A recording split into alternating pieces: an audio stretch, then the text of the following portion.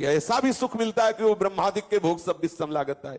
वो ना ब्रह्म पद चाहता है, ना सम्राट पद चाहता है, ना रसातल की वो कोई सुख चाहता है, ना योग की सिद्धियां चाहता है। कैसा अद्भुत सुख प्रदान करता है ये मानव देह जो साधन परायण है। बाबा कह रहे हैं अगर 30 मिनट तक के लिए आप शरीर भूलने वाली साधना कर लेगी, इतना नाम में डूबे कि 30 मिनट तक होश ही नहीं, तो आपके सामने ये सूक्ष्म सृष्टियां प्रकाशित हो जाएंगी। देखो पूज्य भाई जी महाराज की ऐसी दशा थी कि 20-20 घंटे होश नहीं तो कहां थे? नित्य लीला में, प्रिया प्रीतम की दिव्य लीला। ये सब माया जलित लीला नहीं, प्रिया प्रीतम की लीला, श्यामा श्याम की अद्भुत लीला में आपने स्पष्ट अनुभव किया कि स्वभाव और शौक, इस पर विजय प्राप्त करे साधक। शौकीनी, खान पान, पहनना, ओढ़ना, व्यवहारिक, और स्वभाव, इन दो पर विजय प्राप्त करे साधक। शौकीनी नहीं होनी चाहिए और स्वभाव नहीं बिगड़ना चाहिए। जैसे काम क्रोध आदि जिससे बिगड़ा हुआ स्वभाव, इसको ठीक करें। अगर स्वभाव नहीं बदला, या जो परे मोय सहज स्वभाव सी हरिवंश नाम रस चाओ, अगर स्वभाव नहीं पड़ा भगवत चिंतन का, भगवत भजन का, तो फिर ठीक कभी साधना नहीं हो रही।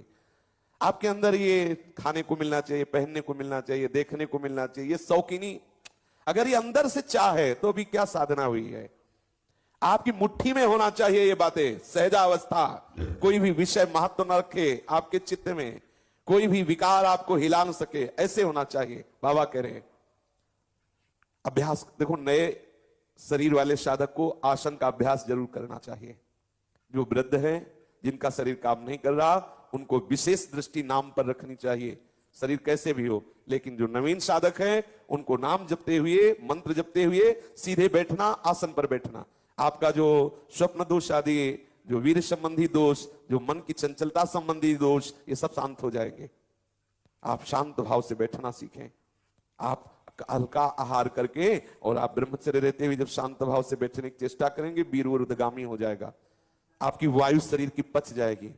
आसन में जितनी देर बैठे उसके 30 मिनट में कुछ खाए पिए नहीं, वायु बिगड़ जाएगी।